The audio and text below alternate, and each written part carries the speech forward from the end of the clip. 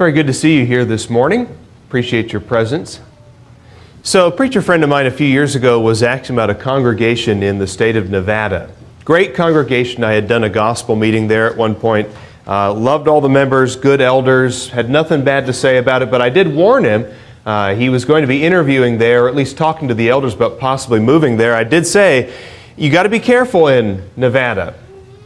You know, you're bringing your family into an environment where gambling is something that's so common, it's prevalent, it's everywhere. You get off your airplane at the airport and you're met by slot machines at McCarran International Airport. I mean, literally, slot machines right there outside the terminal.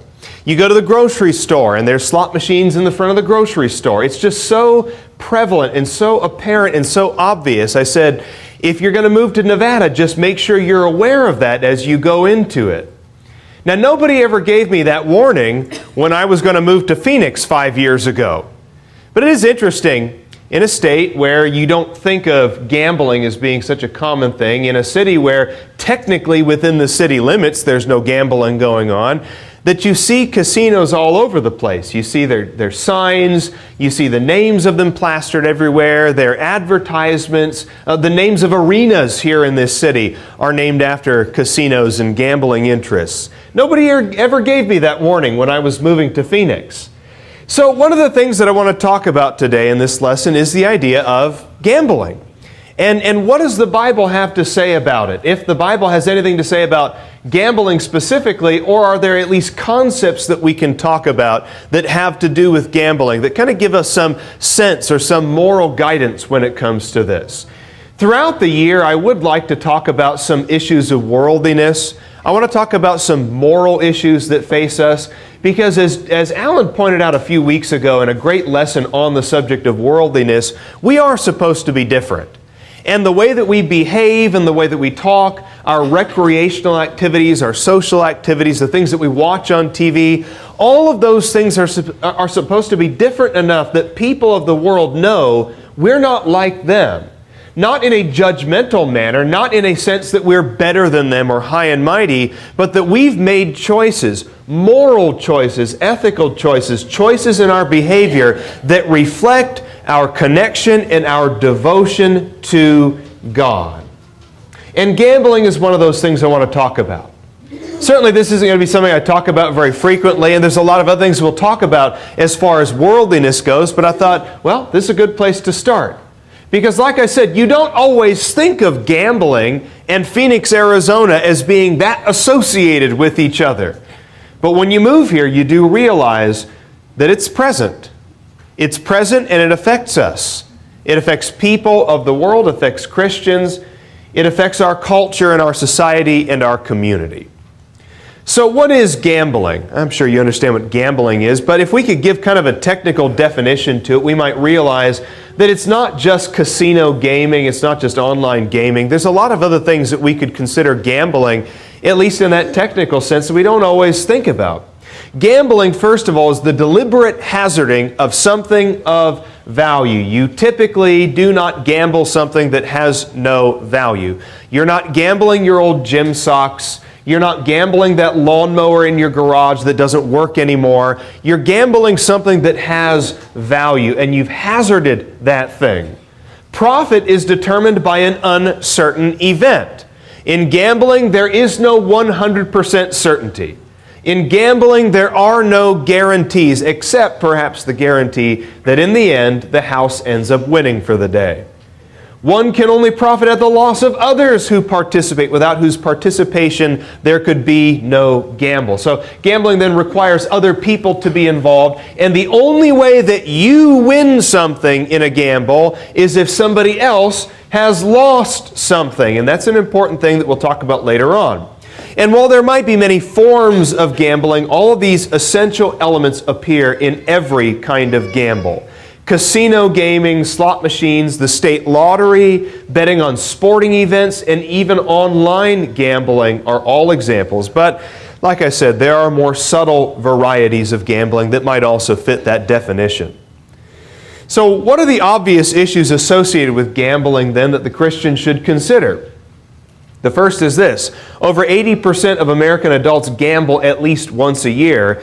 2.5 million of them are compulsive or problem gamblers. And this was a statistic that I had to read it twice. I just couldn't even believe that this was the statistic. $500 billion a year are spent on wagers in America.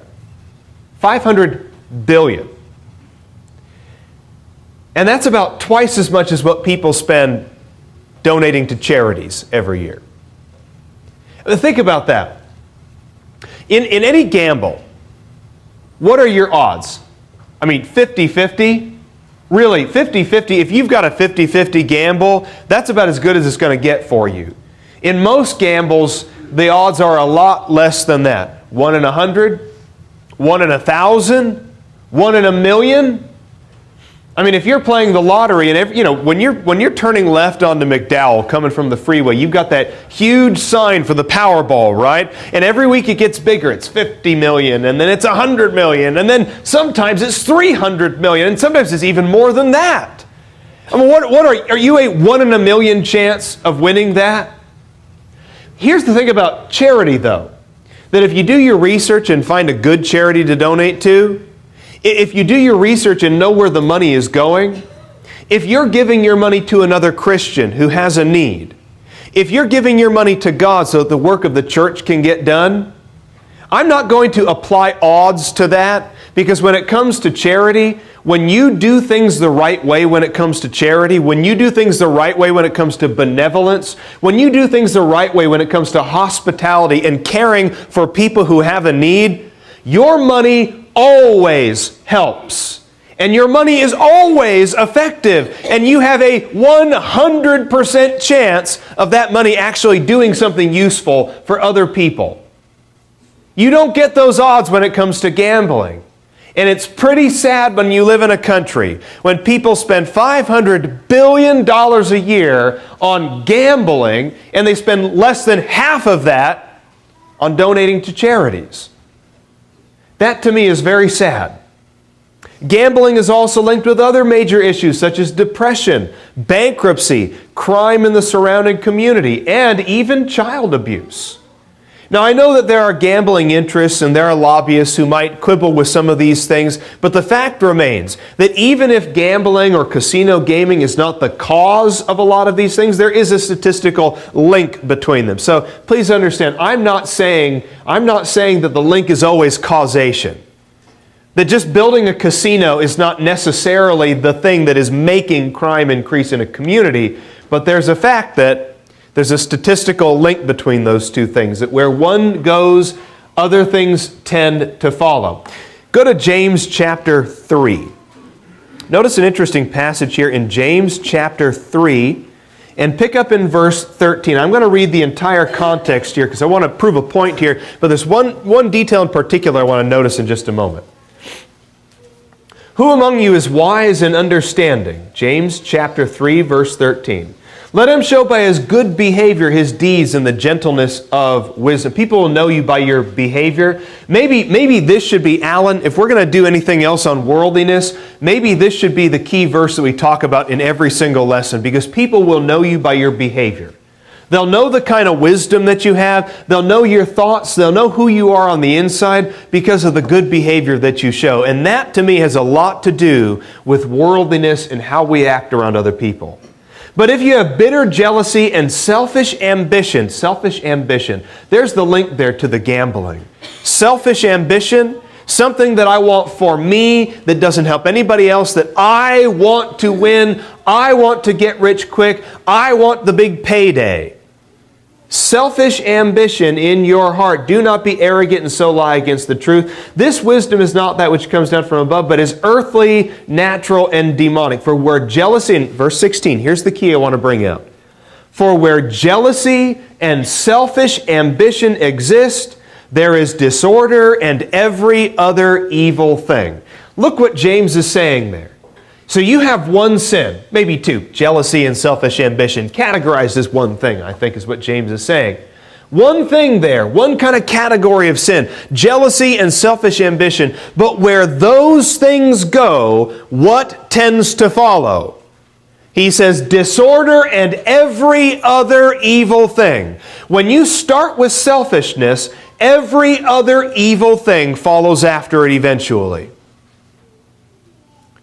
The thing about sin is, sin does not stay categorized. Sin does not stay in tidy little boxes. When you welcome one sin into your life, when you welcome one sin into a community, when you welcome one sin into a church family, it doesn't take long for other sins to creep in. Sin does not stay categorized in tidy little boxes for us. And also, gambling is still considered a vice. Now, I understand with 80% of American adults participating in gambling that you could say, numerically speaking, most people don't have a problem with gambling. And yet, I think kind of behind all of that, do people still have a problem with gambling? Even people who participate in it? Think about this. The very fact that we have age limits on things like the lottery, that you have to be 18 or 21 to do various things, that you have to be 18 or 21 depending on the jurisdiction or the state to even walk into a casino, that you have to be of a certain age to even walk into a casino, means that even the people who are maintaining, building, even the people who are standing up for those casinos understand there's something wrong with having a 14-year-old kid wasting his lunch money at a slot machine. There's something disturbing about that.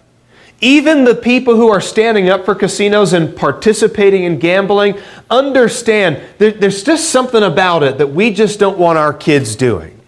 It's still considered a vice to a degree, so your ability to influence and impact other people can be affected by that. There's another story from the same congregation in Nevada, by the way. It's a story that I heard while I was preaching there one time. And a member of that congregation was talking to me about the casino gaming, the slot machines. Because I'm a curious person. You know how I am. When I go to a gospel meeting, I get to be there for a few days, make whatever mess I want, and then I can come home. So if I'm going to be in Nevada, I'm going to ask them about casino gaming. I'm going to ask them, how does it affect your lives? How does it affect your influence? Do people in the church work in the gaming industry? And somebody came up to me, a woman, and she said, this is the reason why I quit gambling altogether. I used to go through the grocery line, and I had my money. I paid in cash. I had my budget for that day, $100 or whatever it was for the week of groceries. I don't remember what number she said. And if I could, bring enough coupons and find the deals, and if I could get in under my budget, then whatever was left over, I'd go straight to the slot machine, past the register, because they have them right in the grocery stores there, and I would just gamble whatever was left over of my grocery budget. And I did that all the time, every week or however often it was, and I would use the same cashier, and we got to know each other. And there was one time that this lady mentioned to the cashier at the grocery store that she was a Christian or that she was going to go to church the next day. And the cashier said, "You're a Christian? Boy, I had no idea." And this woman realized that her behavior, even in something as small as gambling away her pocket change, her behavior was not lining up with what she claimed to be as a Christian. And from that day forward, she quit gambling altogether. And that story has always stuck with me. Now here's a bigger concept, because somebody might say, well, where in the Bible, and by the way, always be wary of that. When people are trying to defend something and their first argument is, well, where in the Bible does it say? Be really wary of that, because if you have to have something specifically mentioned, something mentioned by name every time you want to quibble or argue or defend a behavior, you need to be really careful. Because the Bible also doesn't specifically mention pornography. And the Bible never mentions heroin. And the Bible never mentions organized crime. There's a lot of things in the Bible that didn't exist 2,000 years ago or 4,000 years ago that exist now that are simply, they're manifestations of the same sins. They're just packaged in a different form. What has been a sin 2,000 years ago is still a sin now, and you might put a different package on it. You might name it something else. You might conveniently repackage it as something else, but when you take the plastic wrap off of it, you realize at its core, it's the same thing that was mentioned 2,000 years ago as a sin. And I think gambling is one of those things. So even though I can't point to a Bible verse that says, "And thou shalt not gamble in thine casino establishments," there are some things in the Bible, some concepts that give us some positive teaching when it comes to how we handle money and the transfer of wealth between one person and another, or between one entity or institution and another. There's a transfer of property that God endorses. There are three means of transferring property in the Bible that God endorses. And if you're transferring property in any other way but this, God has not endorsed that transfer of wealth. The first is this, the principle of labor. Go to Ephesians 4, verse 28.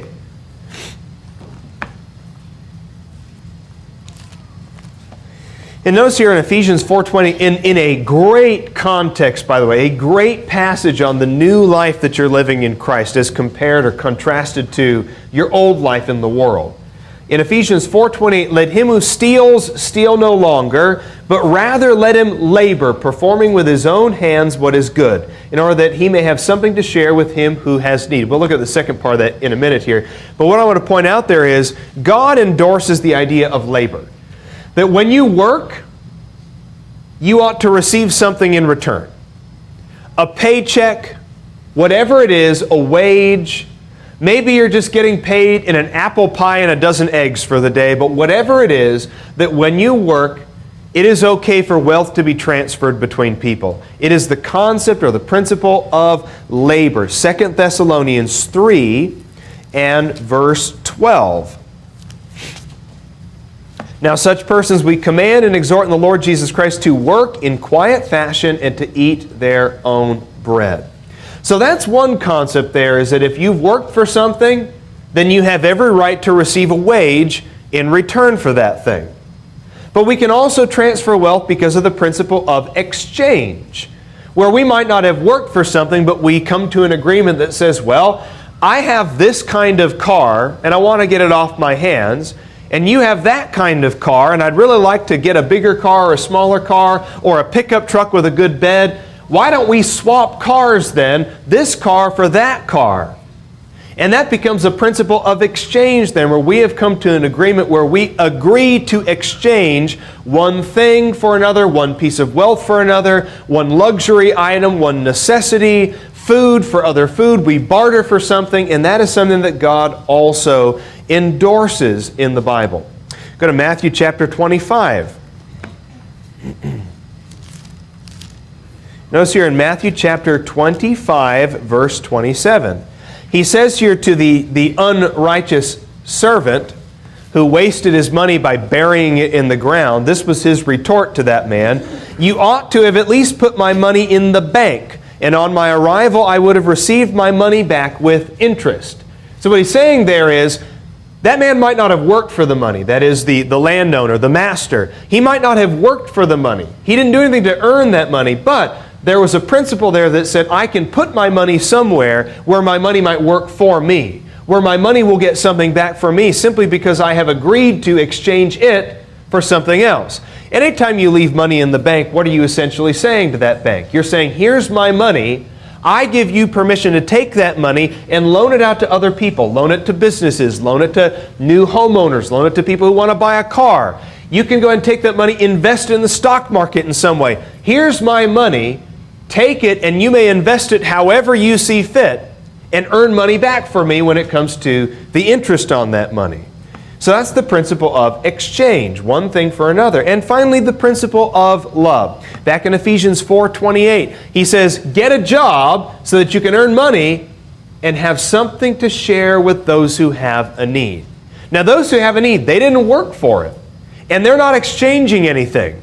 When you look at somebody who has a need and you give them something to help with that need, you expect nothing in return. In fact, Jesus even pointed that out in one of his parables, where he says, when you hold a feast, when you're going to have a banquet, don't go invite all your friends who can pay you back.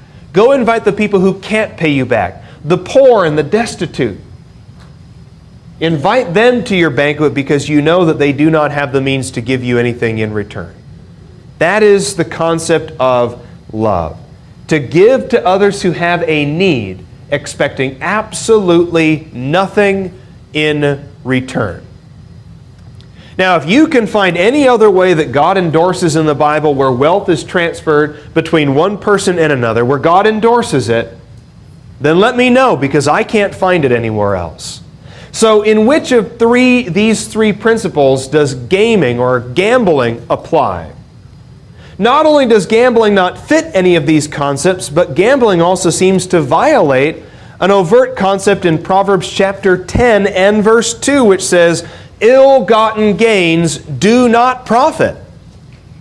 And any gain that you make that does not fit these three principles is an ill-gotten gain. Maybe it's casino gaming or slot machines, or maybe it's just stealing from somebody, swindling somebody. We've been reading Matilda with the kids lately. Who's read that book, Matilda? Child's book. Really, Roald Dahl. Everything Roald Dahl writes, by the way, kids love it because it's silly. Adults love it because of that really dark sense of humor that he has. But Matilda's father in that book is a used car salesman.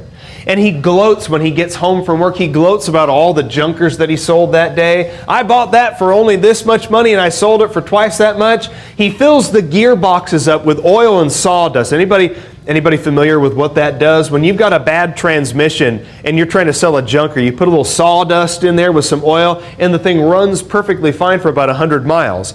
The same thing happened in an episode of the Andy Griffith Show as well, if anybody remembers that one. But he makes all this money from flipping bad cars. A little paint here and there, a little sawdust in the gearbox, and he'll sell a junker for twice what it's worth. That's ill-gotten gains. And ill-gotten gains, according to the writer of Proverbs, ill-gotten gains do not profit. All right, well, somebody might say, what's the big deal with gambling? It's a risk, isn't it? I get that. It's a risk. It's a 1 in 1,000 or 1 in a million chance, whatever the odds might be for that particular area of gaming that I'm involved in. But hey, listen. There are a lot of other risky things that we do in life, and you don't have a problem with them. I've never heard you preach a sermon on the stock market.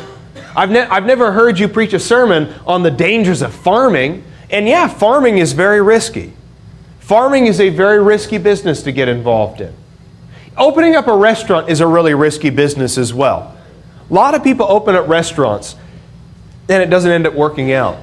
There's a place just near our house. It seems like it's a revolving door of owners. You know, it was a pancake place for a while, or it was a Santa Fe style food for a while, right? Santa Fe style food, and then they closed that, and then it was something else for a while, and now it's an eggs and pancakes place, and I think that's doing pretty well because you can't go wrong with pancakes, really, unless you make them bad. But, you know, have you ever noticed that, though? Like, there's certain locations where it's like a revolving door of different kinds of restaurants because it's a risky business. So somebody might make the argument of, what's your big deal with gambling when there's a lot of other things that we do in life that are risky? They're very risky, but you've never preached a sermon on those things. Well, here's a couple of answers then, a couple of things I think about. First of all, when it comes to opening up a new restaurant or investing in the stock market or becoming a farmer, these things might be risky, but they are legitimate forms of business. They're legitimate forms of business that don't stand to gain at another person's loss. And that's an important thing to think about. Remember, one aspect of gambling that we pointed out on the very first slide, one part of the definition is you only win when somebody else loses. Your winnings represent everybody else's losses. And that is not true of legitimate forms of business. In fact, you could make the argument that when it comes to the stock market, that the stock market as a business model depends on other people winning along with you. I mean, the very idea of the stock market is we all want to win together. We all want the stock market to rise up because as the water level rises, it brings everything else with it floating up. So the whole concept of that is, I think, very different than the idea of gambling. Second, they're not wagers that are based on chance, but they're investments based on calculation. That's a really important thing to think about. And maybe here's a distinction that we can make. On the very first slide with the definition of gambling, I said there might be more subtle forms of gambling that don't fit the traditional definition of casinos, online gaming, sports betting, that sort of thing. Maybe Maybe the stock market is a gamble if you've treated it like a gamble. Maybe for you, if you've treated the stock market like a gamble, maybe for you it is gambling, and then it becomes a sinful thing. If you're playing fast and loose, especially with other people's money, if you're playing fast and loose with money, if you're not making the calculations, if you are not taking everything into account, if you're throwing your money into really, really risky things that can either boom or bust, like that wasn't a very good snap, by the way. There you go. Then maybe for you the stock market is a gamble, and you've got to avoid it.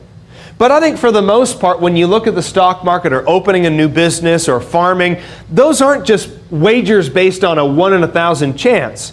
Those things are investments that are based on calculation and forethought. They also don't lead to something for nothing. If you're going to make money in the stock market, it's because you put your effort in, you've done your research. If you're going to make money owning a restaurant, it's because you have put a lot of work into running a restaurant. If you're going to make money as a farmer, you're going to make money because of the sweat from your brow. And they're also inherently designed to facilitate success with proper effort. Gambling is designed to take regardless of skill, effort, or planning. But all these other things require skill, effort, and planning. So I just don't think the risk argument holds a lot of water if you're going to try and justify gambling with that. The last point that we'll make is this. What's your motive? Because really when it boils down to it, we go back to James chapter 3, and where selfish ambition and jealousy exist, every other evil thing comes with it. And if your desire is the get rich quick, I want something for nothing, I want the quick, easy answer for everything in life, then really your motive ends up just being greed. Plain and simple, it's greed. Beware of covetousness. Covetousness is mentioned in 1 Corinthians chapter 6 as a sin that will keep you out of the kingdom of heaven. Romans 13 verse 9 as well. Go to Colossians 3 verse 5. Notice what the writer says here in Colossians 3 and verse 5. Consider, he says, the members of your earthly body as dead to immorality, impurity, passion, evil desire, and greed, which amounts to idolatry. Greed, which amounts to idolatry. And we've got to be real careful also. It can be very slippery. When you do turn left onto McDowell, coming to the church building, and you see that Powerball sign, I mean, it's just huge, huge numbers that just grow bigger and bigger every week.